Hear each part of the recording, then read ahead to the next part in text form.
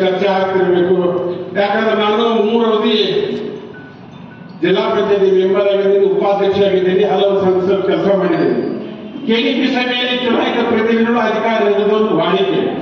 ನೀನು ಈಗ ಆಮೇಲೆ ಪಕ್ಷದ ಅಧ್ಯಕ್ಷರು ಇವರೇನು ವರಿಷ್ಠರು ಹೋಗಿದಾರಲ್ಲ, ಪಕ್ಷ ಅವ್ರು ವ್ಯಕ್ತಿ ಮಾಡ್ಕೊಂತ ಮೀಟಿಂಗ್ ಮಾಡಿದ್ರು. ಇದು ಯಾವ್ದ್ರಿ? ಇದು ಹಿಂದೂ ಬೋರ್ಡ್ ಹಾಕ್ಬೋದು.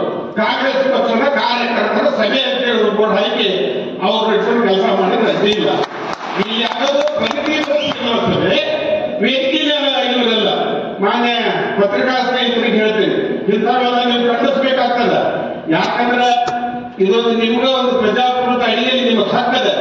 ಅದಕ್ಕೊಂದು 20 ಪಾಯಿಂಟ್ ಪ್ರೋಗ್ರಾಮ್, ಅದು ಪರಿಶೀಲನಾ ಸಭೆಯಲ್ಲಿ ಚುನಾಯಿತ ಜಡ್ಪಿ ಮೆಂಬರ್, ತಾಲೂಕು ಪಂಚಾಯತ್ ಅಧ್ಯಕ್ಷರು ಕೂಡಲಿ, ಅದು ಸಮಂಜಸ. ಗ್ರಾಮ ಪಂಚಾಯತಿ ಅಧ್ಯಕ್ಷರು ಕೂಡಲಿ ಯಾರು ಸಂಬಂಧಿಸಿದರು ನೀನು ವ್ಯಕ್ತಿ ಮಾಡಿಕೊಂಡು ಮೀಟಿಂಗ್ ಮಾಡ್ತಾರಂದ್ರೆ ಎಲ್ಲಿ ಹೋದ್ರಿ? ಇದು ಕಾನೂನು ಅನ್ನೋದು ಇದು ಬಿಹಾರ ರಾಜ್ಯ ಆಗಕತ್ತವಂತ ಕಾನೂನು ಶಿಸ್ತು ಎಲ್ಲ ಗಾಳಿಗೆ ತೂರಿ ತಮ್ಮ ದರ್ಪದ ಮೇಲೆ ಇದು ಆಡಳಿತ ನಡೀತಲ್ಲ ಅಂತ. ಇದಕ್ಕೆ ಕಡಿವಾಣ ನಾವು ಹಾಕಲೇಬೇಕು. ಹಾಕದೆ ಇದಕ್ಕಿಂತ ಉತ್ತರತನದ ವರ್ತನೆ ನಮ್ಮ ತಾಲೂಕಿನಲ್ಲಿ ಆಗ್ತದೆ. ನಾವೆಲ್ಲ ಒಗ್ಗಟ್ಟಾಗದಂತೆ ಮುಂದೊಂದು ಸಂದರ್ಭ ಬರ್ತದೆ. ಪ್ರತಿ ಬೂದು ಬೂದ್ನಲ್ಲಿ ಪ್ರತಿಭಟನೆ ಮಾಡ್ತಕ್ಕಂಥ ಸಂದರ್ಭ 8 ದಿನದೊಳಗೆ ಬರ್ತದಂತೆ. ನಾವೆಲ್ಲ ಮುಖಂಡರು ನೀವು ಬೂತಿ ಬರ್ತೀವಿ, ಭೂತವಾದ ಪ್ರತಿಭಟನೆಯನ್ನ ಮಾಡೋದಂತ.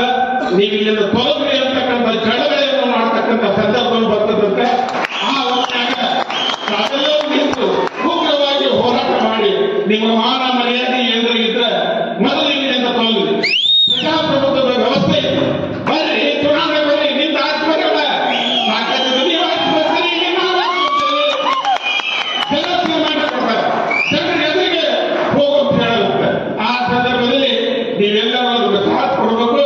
ನಾವು ಮುಂದಿನ ದಿನಗಳಲ್ಲಿ ಸ್ವಜನ ಶಕ್ತಿಯಿಂದ ಗುಲಾಮಗಿರಿ ಬ್ಯಾಡ, ನಮಗೆ ಸ್ವತಂತ್ರವಾಗಿ ನಿಂತು ಪಕ್ಷ ಸಂಘಟನೆ ಮಾಡಿ ನಮ್ಮ ಪಕ್ಷವನ್ನು ಬೆಳೆಸೋಣಂತ ಹೇಳಿ ಇಂಥ ಸಂಕಟ ಪರಿಸ್ಥಿತಿಯಲ್ಲಿ ನಾವು ನಮ್ಮ ಪಕ್ಷಕ್ಕೆ ಅಭೂತಪೂರ್ವವಾದ ಜಯ ತಂದುಕೊಟ್ಟಿದ್ದೆ. ಮುಂಡಗೋಡು ಮಂಡಳ ವತಿಯಿಂದ